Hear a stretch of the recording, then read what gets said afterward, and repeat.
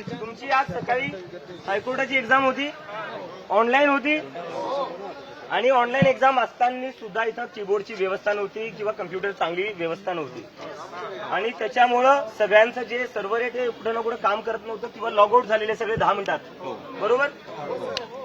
आणि त्याच्यामुळे सगळेच फेल झाले असं मला सांगण्यात आलेलं, बरोबर आहे. कोण कोण फेल झाले हात वरती करा एकदा. राहिलेत सगळे, 2 शिफ्ट राहिल्यात, 1 शिफ्ट झाले.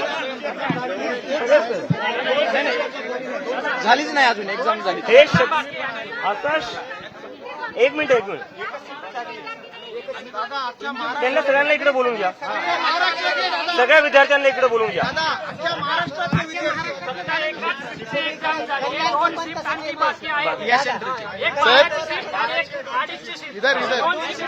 बाकी महाराष्ट्रभर 3 शिफ्ट झाल्या.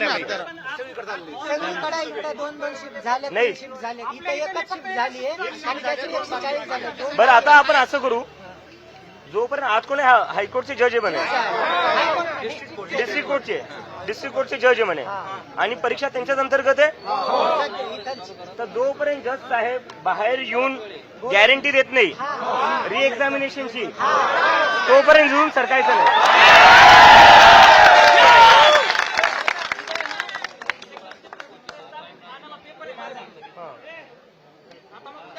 उद्या तुझा तिकडे पेपर आहे, बरोबर.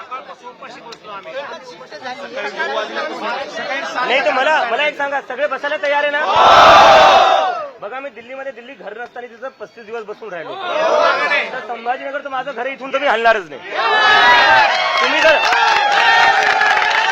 तुम्ही जर बसायला तयार असेल मी तुमच्यासोबत बसणार आणि जोपर्यंत तुमच्या मागण्या पूर्ण होत नाही तोपर्यंत इथून सरकायचं नाही, ठीक आहे. तर आता आपल्याला कोणालाही काही त्रास देता नाहीये. तुम्ही आपलं जंतर मंतरचं आंदोलन पाहिलं, काय केलं होतं, 35 दिवस होतो शांतपणे बसून राहिलो होतो, तर आता तसे तिथं बसून राहिलो. आता हेच जंतर मंतर आहे आपलं.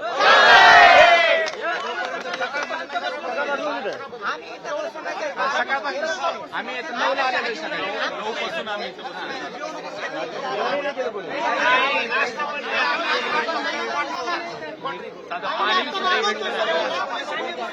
आपण सगळे स्वतःच्या मग काय अडचण आहे बसायला. ज्याला जायचंय आत्ताच निघून जा.